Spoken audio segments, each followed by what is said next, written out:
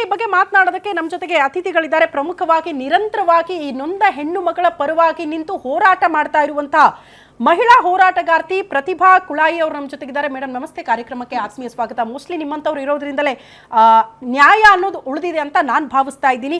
ಈ ಬಗ್ಗೆ ಮಾತನಾಡೋದಕ್ಕೆ ನೊಂದ ಪೂಜಾ ಅವರ ತಾಯಿ ನಮಿತಾ ಅವರು ಕೂಡ ನಮ್ಮ ಜೊತೆಗೆ ಇದ್ದಾರೆ. ನಮಿತಾ ಅವರೇ ನಮಸ್ತೆ, ಕಾರ್ಯಕ್ರಮಕ್ಕೆ ಆತ್ಮೀಯ ಸ್ವಾಗತ. ಕೆಲ ಕ್ಷಣಗಳಲ್ಲಿ ಪೂಜಾ ಅವ್ರನ್ನ ಕೂಡ ಸಂಪರ್ಕ ಮಾಡ್ತೀವಿ, ಝೂಮ್ ಅಲ್ಲೂ ಕೂಡ ಅವ್ರು ಲೈವ್ ಓಕೆ ಜಾಯಿನ್ ಆಗಿದ್ದಾರಂತೆ. ಪೂಜಾ ಅವರೇ ನಮಸ್ತೆ, ಕಾರ್ಯಕ್ರಮಕ್ಕೆ ಆತ್ಮೀಯ ಸ್ವಾಗತ. ಪಾಪ ಪುಟ್ಟ ಕಂದ ಇದೆ, ಹಾಗಾಗಿ ಸ್ಟುಡಿಯೋದಲ್ಲಿ ಕೂತ್ಕೊಳ್ಳೋಕೆ ಆಗ್ತಾ ಇಲ್ಲ, ಬಟ್ ಸಂಪರ್ಕದಲ್ಲಿ ಜಾಯಿನ್ ಆಗಿದ್ದಾರೆ.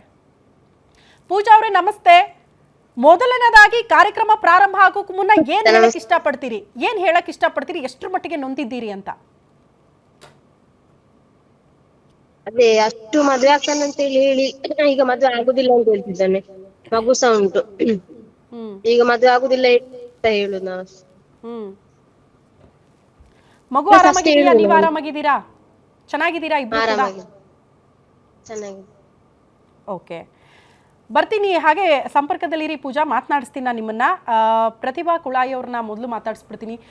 ಕರಾವಳಿ ಅಂದ್ರೆ ಹಿಂದುತ್ವದ ಭದ್ರಕೋಟೆ ಅಂತೀವಿ. ನಾನು ಆಗ್ಲೇ ಹೇಳಿದೆ, ಕಲ್ಲಡ್ಕ ಪ್ರಭಾಕರ್ ಭಟ್ ಅವರ ಪುಣ್ಯ ಭೂಮಿ ಅಂತ ನಾವೆಲ್ಲ ಕೇಳ್ತೀವಿ. ಯಾಕಂದ್ರೆ ಹಿಂದೂ ಹೆಣ್ಣು ಮಕ್ಕಳಿಗೆ ಏನಾದ್ರೂ ಅನ್ಯಾಯ ಆದ್ರೆ ಮುಂದೆ ಬಂದ್ಬಿಡ್ತಾರೆ, ಅವ್ರ ಪರವಾಗಿ ಧ್ವನಿ ಎತ್ತುತ್ತಾರೆ ಅಂತ. ಬಟ್ ಇವ್ರ ಕೇಸಲ್ಲಿ ಯಾಕೆ ಹಂಗಾಗ್ತಾ ಇಲ್ಲ ಅಂತ? ಯಾವತ್ತು ಹಿಂದೂ ಹೆಣ್ಣು ಮಕ್ಕಳ ಬಗ್ಗೆ ಅವ್ರು ಯಾವತ್ತೂ ಕಾಳಜಿ ತೋರಿಸ್ಲಿಲ್ಲ ನಮ್ಮ ಜಿಲ್ಲೆಯಲ್ಲಿ. ಜಸ್ಟ್ ಭಾಷಣಕ್ಕೆ ಮಾತ್ರ ಇಲ್ಲ, ಭಾಷಣನೂ ಇಲ್ಲ, ಹೆಣ್ಣು ಮಕ್ಕಳ ಬಗ್ಗೆ ಏನೂ ಇಲ್ಲ ನಮ್ಮ ಜಿಲ್ಲೆಯಲ್ಲಿ. ಇಲ್ಲಿ ಬರೀ ಹಿಂದೂ ಮುಸ್ಲಿಂ ವಿಷಯಗಳು ಮಾತ್ರ ಇಂಟ್ರೆಸ್ಟಿಂಗ್ ಸಬ್ಜೆಕ್ಟ್ ಆಗಿರ್ತದೆ, ಪೊಲಿಟಿಕಲೈಸ್ ಮಾಡ್ಲಿಕ್ಕೆ ಒಂದು ಸಬ್ಜೆಕ್ಟ್ ಆಗಿರ್ತದೆ. ಯಾವತ್ತು ನಮ್ಮ ಜಿಲ್ಲೆಯಲ್ಲಿ ಹಿಂದೂ ಹೆಣ್ಣು ಮಕ್ಕಳಾಗ್ಲಿ ಅಥವಾ ಯಾವುದೇ ಹೆಣ್ಣು ಮಕ್ಕಳಿಗೆ ಈ ಪೊಲಿಟಿಕಲ್ ಪಾರ್ಟೀಸ್ ಏನಿದೆ ಯಾವತ್ತೂ ನಿಲ್ಲಲಿಲ್ಲ. ಯಾಕೆಂದ್ರೆ ಇದರಿಂದ ಲಾಭ ಇಲ್ಲ. ಅದು ಸ್ವಧರ್ಮದಂತ ಆದಾಗ ಏನು ಪೊಲಿಟಿಕಲ್ ಬೇಳೆ ಬೇಯಿಸ್ಕೊಳ್ಳಿಕ್ಕೆ ಆಗುದಿಲ್ಲ. ಅದೇ ಈ ಹುಡುಗ ಇವತ್ತು ಮುಸಲ್ಮಾನ ಆಗಿದ್ರೆ ಅಥವಾ ಕ್ರಿಶ್ಚಿಯನ್ ಆಗಿದ್ರೆ, ಇವತ್ತು ಈಗ ಈ ಮಗುವಿಗೆ ಈಗ 6 ತಿಂಗಳಾಯ್ತು. ಖಂಡಿತವಾಗಿ ಯಾರು ಹುಟ್ಟಿಸಿದಾನೆ ಈ ಮಗುವನ್ನು ಅವನು ಆ ಜಿಲ್ಲೆಯಲ್ಲಿ ಬದುಕಿ ಉಳಿತಾ ಇರ್ಲಿಲ್ಲ. ಮತ್ತೆ ಬೇರೆ ಬೇರೆ ರೀತಿಯಾದ ಲವ್ ಜಿಹಾದು ಅದು ಇದು ಅಂತ, ಇದು ಯಾವ ಜಿಹಾದ್ ಅಂತ ನಾನು ಇವತ್ತು ಕೇಳಿಕ್ಕೆ ಇಚ್ಛಿಸ್ತೇನೆ. ಇಷ್ಟು ಹಿಂದೂ ಸಂಘಟನೆಗಳಿದೆ, ಈ ಹುಡುಗಿಗೆ ಅನ್ಯಾಯ ಆಗಿದೆ, ಯಾಕೆ ಯಾರು ಮಾತಾಡ್ತಾ ಇಲ್ಲ? ನಾವು ಇಷ್ಟೊಂದು ಮಾತಾಡ್ತಾ ಇದ್ದೇವೆ, ಅವ್ರ ಮೇಲೆ ಅಲಿಗೇಷನ್ಸ್ ಹಾಕ್ತಾ ಇದ್ದೇವೆ, ಯಾಕೆ ಪ್ರೆಸ್ ಮುಂದೆ ಬಂದು ಇಲ್ಲ ಇದರಲ್ಲಿ ನಮ್ದೇನು ಪಾತ್ರ ಇಲ್ಲ, ಇಲ್ಲ ನಾವು ಸಂಧಾನ ಮಾಡಿದ್ದೇವೆ, ನಾವು ಪ್ರಯತ್ನ ಮಾಡಿದ್ದೇವೆ, ಯಾಕೆ ಯಾರು ಹೇಳ್ತಾ ಇಲ್ಲ? ಯಾಕೆಂದ್ರೆ ಒಂದನೇ ಆಗಿ ಇವನು ಅವರದೇ ಪಕ್ಷಕ್ಕೆ ಸೇರಿದಂತ ಹುಡುಗ, ಅವರದೇ ಕಾರ್ಯಕರ್ತರಾಗಿದ್ದವ. ಇನ್ನೊಂದು ಅವನು ಬೇರೆ ಧರ್ಮದವನಲ್ಲ, ಹಾಗಾಗಿ ಯಾರಿಗೂ ಇಂಟ್ರೆಸ್ಟ್ ಇಲ್ಲ.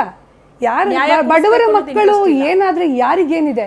ಶ್ರೀಮಂತರಿಗೆ ದುಡ್ಡಿದೆ, ದುಡ್ಡು ಕೊಟ್ಕೊಂಡು ಏನು ಮಾಡ್ತಾರೆ? ಮೋಸ್ಟ್ಲಿ ಇದ್ರಲ್ಲೇನು ರಾಜಕೀಯ ಲಾಭಗಳಿಲ್ವಲ್ಲ, ಹಂಗಾಗಿ ಮುಂದೆ ಬರ್ತಾ ಇಲ್ಲ ಅಂತ. ರಾಜಕೀಯ ಲಾಭ ಇದ್ದಿದ್ರೆ ಇಷ್ಟೊತ್ತಿಗಾಗ್ಲೇ ಪೂಜಾಗೆ ನ್ಯಾಯ ಸಿಕ್ಕಿಬಿಡ್ತಾ ಇತ್ತು. ಪ್ರತಿಭಾ ಅವರು ಅದನ್ನೇ ಹೇಳ್ತಾ ಇದ್ದಾರೆ, ಬೇರೆ ಜಾತಿಯ ಅಥವಾ ಬೇರೆ ಸಮುದಾಯ ಬೇರೆ ಧರ್ಮಕ್ಕೆ ಸೇರಿರುವಂತಹ ಯುವಕನಿಂದ ಅನ್ಯಾಯ ಆಗಿದ್ರೆ ಇಷ್ಟೊತ್ತಿಗೆ ಆತ ಬದುಕುಳಿತಿರ್ಲಿಲ್ಲ ಆ ನೆಲದಲ್ಲಿ ಅಂತ. ಮತ್ತೆ ಇದು ಒಂದು ಕಠಿಣ ಶಿಕ್ಷೆ ಕೊಟ್ಬಿಡ್ತಾ ಇದ್ರು. ಎಜೆಂಡಾ ಆಗ್ತಾ ಇತ್ತು ಪೊಲಿಟಿಕಲೈಸ್ ಮಾಡ್ಲಿಕ್ಕೆ. ನೆಕ್ಸ್ಟ್ ಎಲೆಕ್ಷನ್ ವರೆಗೆ ಇದನ್ನೇ ಇಟ್ಕೊಂಡು ಜೀವನ ಮಾಡ್ತಾ ಇದ್ರು. ಈಗ ರಾಜಕೀಯ ಲಾಭ ಇಲ್ಲ, ಯಾರು ಮುಂದೆ ಬರ್ತಿಲ್ಲ. ಪಾಪ ಹೆಣ್ಣು ಮಗು ಇಟ್ಕೊಂಡು ಕೋರ್ಟು ಕಚೇರಿ ಅಂತ ಅಲ್ದಾಡ್ತಾ ಇದೆ, ಆ ನೋವು ಯಾರಿಗೂ ಕಾಣಿಸ್ತಾ ಇಲ್ಲ ಅಂತ. ನೇರವಾಗಿ ನಮಿತಾ ಅವ್ರ ಹತ್ರ ಹೋಗ್ತೀನಿ. ನಮಿತಾ ಅವರೇ, ಮೋಸ್ಟ್ಲಿ ಹೆತ್ತ ತಾಯಿ ಮಗಳ ಈ ರೋದನೆಯನ್ನ ಕಂಡು ಅದು ಎಷ್ಟು ಕೊರಗಿದ್ದೀರೋ ಗೊತ್ತಿಲ್ಲ. ನೀವು ಎಷ್ಟು ಮಟ್ಟಿಗೆ ನೋವಾಗ್ತಾ ಇದೆ ಮೇಡಮ್ ಮಗಳನ್ನ ಈ ಸ್ಥಿತಿಯಲ್ಲಿ ನೋಡೋದಕ್ಕೆ? ನಿಮ್ಗೆ ತುಂಬಾನೇ ನೋವಾಗ್ತಿದೆ. ನನ್ನ ಮಗಳು ಈ ತರ ಆಗ್ತದೆ ಅಂತ ನಾವು ಸಹ ನೆನೆಸಿರ್ಲಿಲ್ಲ. ಆದ್ರೆ ಈಗ ಆಗುದು ಹಾಗೆ ಆಗಿದೆ, ತಪ್ಪು ಇಬ್ಬರಿಂದನೂ ಆಗಿದೆ. ಅವರ ಮನೆಯವರು ಹುಡುಗನಿಗೆ ಬುದ್ಧಿ ಹೇಳಿ ಆ ಕೆಲಸ ಮಾಡಬೇಕು, ತಪ್ಪು ಮಾಡಿದ್ದಿ, ಒಂದು ಹೆಣ್ಣು ಮಗುವಿಗೆ ಇಲ್ಲಿ ಅನ್ಯಾಯ ಆಗ್ತಿದೆ, ಮಗುವಿಗೆ ಅನ್ಯಾಯ ಆಗ್ತಿದೆ ಅಂತ ಅವ್ರ ತಂದೆ ತಾಯಿ ಹೇಳಬೇಕು. ಮಗ ಒಪ್ಪುತ್ತಾ ಇಲ್ಲ ಅಂತ ಹೇಳಿದ್ರೆ ಮಗ ಕೇಳಿ ಮಾಡಿದ್ನ? ಅವರ ಹತ್ರ ಇಲ್ಲಲ್ಲ. ಅವನು ಅದಕ್ಕಿಂತ ಮುಂಚೆ ತಂದೆ ತಾಯಿ ಡಿಸಿಷನ್ ತಗೊಳ್ಳಿಲ್ಲ ಅಲ್ವಾ? ಇವಾಗ ಒಂದು ಹುಡುಗಿ ಮತ್ತು ಒಂದು ಮಗು ಅಲ್ಲಿ ಅದಕ್ಕೆ ಸಫರ್ ಆಗ್ತಾ ಇದೆ, ಅದನ್ನ ಅವ್ರು ಯಾಕೆ ಆಲೋಚನೆ ಮಾಡ್ತಾ ಇಲ್ಲ ಅಂತ. ಈಗ ಜಾತಿ ನೆಪ ಹೇಳ್ಕೊಂಡು ದೂರ ಸರಿತಾ ಇದ್ದಾರೆ. ಜಾತಿ ನೆಪ ಮತ್ತು ನಾವು ಪಾಪದವರು, ಹಣ ಇಲ್ಲ ನಮ್ಮ ಹತ್ರ. ಓಕೆ. ಪೂಜಾ ಅವರೇ, ಪ್ರೀತಿ ಮಾಡುವಾಗ ಏನಂತ ಭರವಸೆ ಕೊಟ್ಟಿದ್ರು ಕೃಷ್ಣ ಜಯರಾವ್? ಎಷ್ಟು ವರ್ಷಗಳ ಪ್ರೀತಿ? ತಾವು ಗರ್ಭಿಣಿ ಅನ್ನೋದು ವಿಷಯ ಗೊತ್ತಾದಾಗ್ಲೇ ನೀವು ಬೇಡ ಅಂತ ಡಿಸೈಡ್ ಮಾಡ್ಬಿಟ್ಟಿದ್ನ ಆತ? ನೀವು ಬೇಡ ಮದುವೆ ಆಗಲ್ಲ ಅಂತ ಡಿಸೈಡ್ ಮಾಡ್ಬಿಟ್ಟಿದ್ನ? ಹಿಂಗೆ ಹೈಸ್ಕೂಲ್ ಇಂದ ಫ್ರೆಂಡ್ಶಿಪ್ ಅಲ್ಲಿ ಇದ್ವಿ. 8th ಇಂದ ಅವನ 9th ಪ್ರಪೋಸ್ ಮಾಡಿದ್ದ. ಅಂತ ಗೊತ್ತಾಗುವ ಅವನೇ ಒಪ್ಪಿಕೊಂಡ. ಅಂದ್ರೆ ಅವನೇ ನಂಗೆ ಪ್ರೆಗ್ನೆನ್ಸಿ ಕಿಟ್ ಎಲ್ಲ ತಂದು ಕೊಟ್ಟ. ನಂದು ಪಾಸಿಟಿವ್ ಬಂದ ಮೇಲೆ ಅವನೇ ನಮ್ಮನ ಹತ್ರ ಬಂದು ಅವನೇ ಹೇಳಿದಾನೆ, ನನ್ನಿಂದ ತಪ್ಪಾಗಿದೆ ಆಂಟಿ, ಹೆಲ್ಪ್ ಮಾಡಿ ನನಗೆ ಅಂತ ಅವನೇ ಬಂದು ಹೇಳಿದಾನೆ. ನನ್ನ ಹೇಳ್ಬೇಡಿ, ಹೇಳಿದೆ ಪ್ರಾಬ್ಲಮ್ ಆಗ್ತದೆ ಅಂತ ಹಾಗೆ ಸಹ ಹೇಳಿದಾನೆ. ಆಗ ಸಹ ಹೇಳಿದಾನೆ ಮದ್ವೆ ಆಗ್ತಾನೆ ಏನಾದ್ರು ನಂಗೆ ಹೆಲ್ಪ್ ಮಾಡಿ, ಅಪ್ಪ ಅಮ್ಮನ ಹತ್ರ ಮಾತ್ರ ಹೇಳ್ಬೇಡಿ ಅಂತ. ಹ್ಮ್. ಓಕೆ, ಇಷ್ಟೆಲ್ಲ ಭರವಸೆ ಕೊಟ್ಟವರು ಮಗು ಆಗ್ತಾ ಇದ್ದಂತೆ ಯಾಕೆ ತಿರಸ್ಕಾರ ಮಾಡಿದ್ರು? ಯಾಕೆ ಆ ಮಗುನೇ ನನ್ನದಲ್ಲ ಅಂತ ವಾದ? ನಿಮ್ಮನ್ನ ಮದುವೆ ಆಗೋದಕ್ಕೆ ನಿರಾಕರಿಸ್ತಾ ಇರೋದಕ್ಕೆ ಕಾರಣ ಏನ್ ಕೊಟ್ಟಿರೋದು ಅಂತ ಆತ? ಅಂದ್ರೆ ಮಗು ಆಗೋಕ್ಕಿಂತ ಮುಂಚೆನೆ ಮನೆಗೊಮ್ಮೆ ಬಂದಿದ್ರು ಮದ್ವೆಗೆ ಮಾತಾಡ್ಲಿಕ್ಕಂತ. ಆಗ ಅವನ ಅಪ್ಪ ಎಲ್ಲ ಬಂದಿದ್ರು. ಆಗ ಅವರ ಮುಂದೆ ಅವನು ಹೇಳಿದದ್ದೆ, ನಾನು ಅವಳ ಲವ್ ಮಾಡ್ಲಿಲ್ಲ, ನಂಗೆ ಅವಳಿಗೆ ಕಾಂಟ್ಯಾಕ್ಟ್ ಇಲ್ಲ, ಮಗು ನನ್ನದಲ್ಲ ಅಂತ ಆಗಲೇ ಹೇಳಿದನು ಅವನು. ಹ್ಮ್. ಮತ್ತೆ ಮಾತಾಡ್ಲಿಕ್ಕೆ ಸಿಗ್ಲಿಲ್ಲ.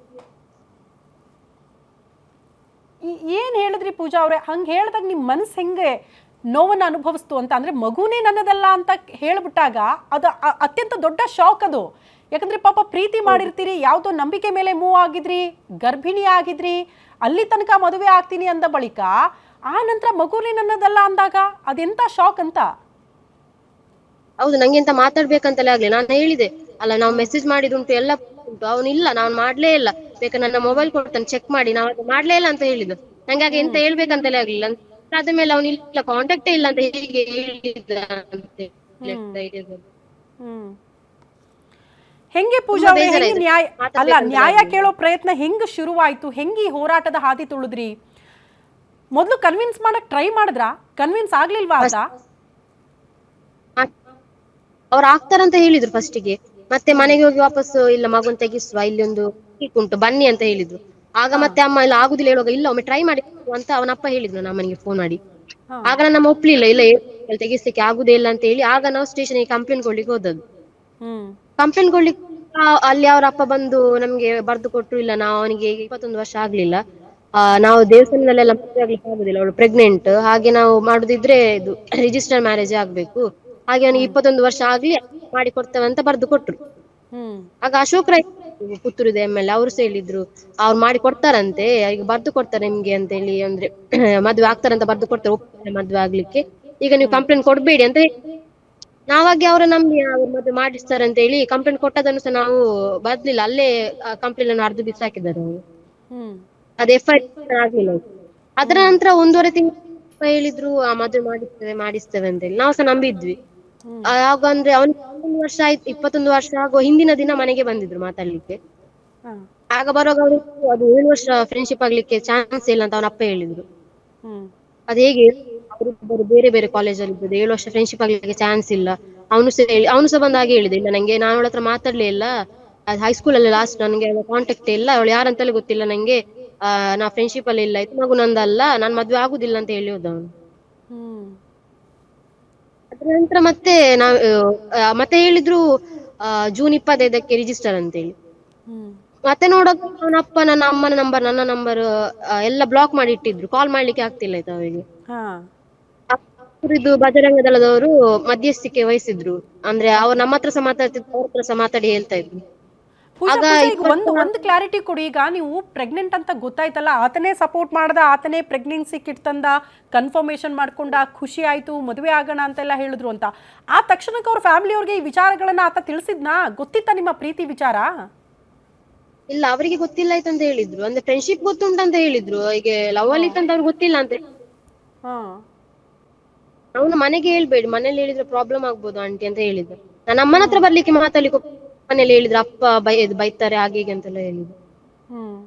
ಮತ್ತೆ ಆದ್ರೂ ಸಹ ಹೇಳಿದಾರೆ ಅವನ ಅಪ್ಪನ ಹತ್ರ. ಆಗ ಅವ್ರು ಹೇಳಿದಂತ, ಇದು ನನ್ನ ಮರ್ಯಾದೆ ಪ್ರಶ್ನೆ, ಮಗುನ್ ತೆಗಿಸಿ ನೀವು ಅಂತ ಹೇಳಿ.